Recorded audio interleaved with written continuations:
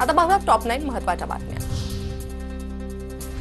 वैद्यकीय पदवी प्रवेशांसाठी आज नीट यूजीची सामायिक प्रवेश परीक्षा 500 शहरांमधील 5543 केंद्रावर 22,70,000 विद्यार्थी परीक्षा देणार। 10वी आणि 12वीचा निकाल लवकरच जाहीर होणार। विद्यार्थ्यांना यंदा टार्गेट लर्निंग व्हेंचर्स या संकेतस्थळावर निकाल पाहता येणार। नेटफ्लिक्सला भारतातून 16,000 कोटींचा फायदा। नेटफ्लिक्सचे मुख्य कार्यकारी अधिकारी टेड सारंडोस यांची वेव्स परिषदेत माहिती। भारतीय रिझर्व्ह बँकेने देशातील 5 बँकांना दंड ठोठावला। बँकांमधील सायबर सुरक्षा फ्रेमवर्क, केवायसी नियम आणि क्रेडिट कार्ड, डेबिट कार्डच्या नियमांचं पालन न केल्यानं दंड। राज्यापुढे अवकाळी पावसाचं संकट। पुढील 5 दिवस कोकण किनारपट्टीसह मध्य महाराष्ट्र आणि मराठवाड्याला अवकाळी पावसाचा इशारा।